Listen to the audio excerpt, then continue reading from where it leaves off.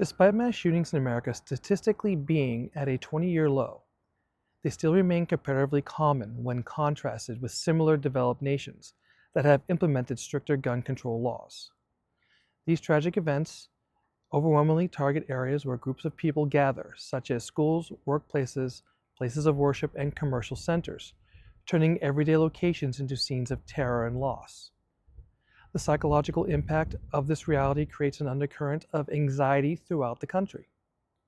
Full disclosure, I live in the area surrounding Brown University.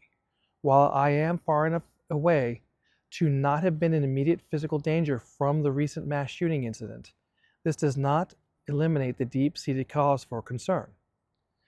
I do, however, know people, including friends, colleagues, and acquaintances, who reside in close proximity to the area that was placed under an extensive lockdown.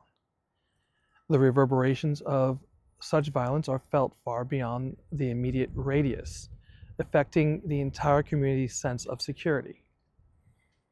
The shooting itself commenced on the afternoon of December 13th, a particularly sensitive time, as it fell during the second day of final examination week for the fall semester.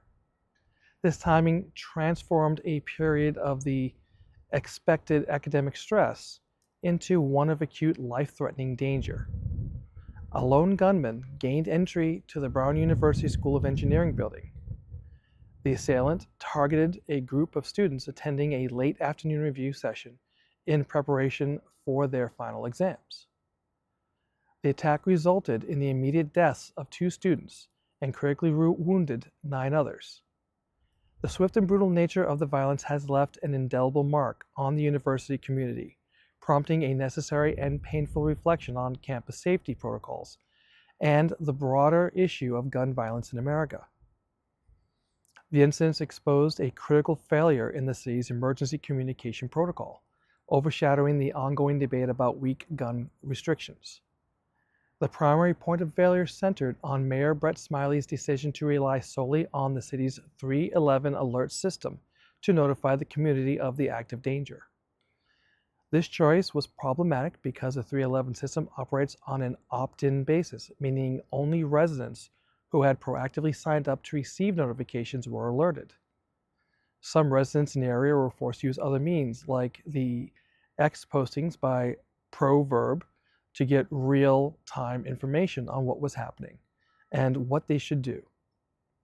I received a text from a friend in the area, followed by Facebook posts full of people guessing about what was happening and how to handle it.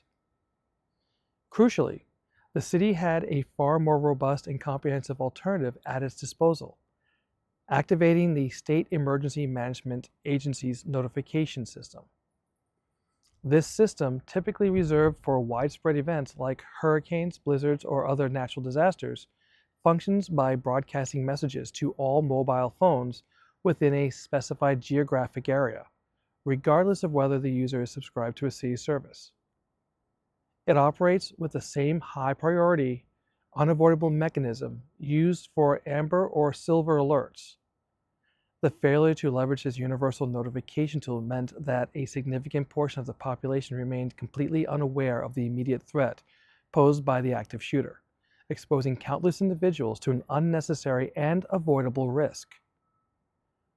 When the city changed its 311 system in March, Mayor Brett Smiley stated that nothing carried over from the old platform.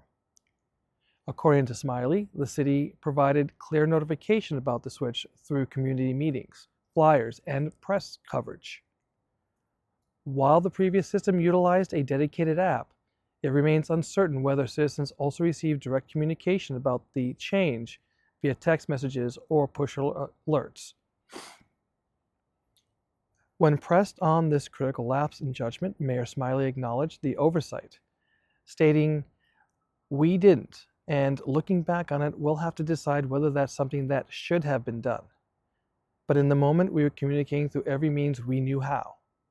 He further confirmed that a comprehensive review of the incident is forthcoming. This internal assessment is widely expected to focus heavily on the decision-making process surrounding emergency notifications, with a particular emphasis on determining why the powerful universal state emergency notification system was not activated in a time-critical public safety crisis. The eventual findings of this review will be essential in shaping future emergency response strategies and ensuring that all residents can be instantly and universally alerted to life-threatening danger. Given the small size of the state, a statewide alert should have been issued while the shooter was still at large. The morning following the shooting, the FBI acted on a tip from Providence Police, raided a Rhode Island hotel, and briefly detained a man. Concurrently, FBI agents also raided a home in another state, an action confirmed by the local police department as part of the shooting investigation. Despite the FBI declining to comment on the raids, the detained man was released the same day, with Rhode Island Attorney General Peter Nerona stating that there is no basis to consider him a person of interest. This conclusion was supported by ballistics evidence, as the gun in the man's possession did not match the firearm used in the crime. The multi-state, multi-day search for the gunman involved in the mass shooting at Brown University and the subsequent shooting death of a Massachusetts Institute of Technology professor concluded Thursday evening. The shooter was found dead of a self-inflicted gunshot wound in a Salem, New Hampshire storage facility. Providence Police Chief Colonel Oscar Perez Jr. noted the man was a former student at the prestigious Providence School. The investigation into the shooter relied on a contentious piece of technology. Providence Police Chief Perez stated on Thursday that Flock Safety automated license plate reader cameras detected the vehicle. This detection was instrumental in leading investigators to the rental car location in Massachusetts. This process yielded surveillance footage of the suspect and a copy of the rental agreement, which contained the shooter's actual name. Court documents indicate that a search of Flock license plate reader cameras in Providence showed the Nissan was detected 14 times in the weeks and hours preceding the shooting at the Brown University Engineering Building. Following the shooting, before a suspect was named, Trump made false claims accusing Brown University of being incompetent and ideologically hostile toward conservatives. He alleged the shooter was Palestinian and targeted Republican students. This seemed entirely on brand, as he saw another opportunity to reinforce the bigotries of his base as a way to keep them engaged. Online conspiracy theories about the shooter's race and politics proliferated. These theories drew criticism from Rhode Island Senator Sheldon Whitehouse during a Senate Judiciary Committee meeting, where he urged those who believe them to please just knock it off. Online arguments attempt to justify shooting and pointing a simultaneous incident on Bondi Beach, Australia, where they use this event to claim that gun regulations are ineffective at preventing shootings. However, this argument overlooks a crucial fact. The Australian incident was the first mass shooting in that nation in 30 years.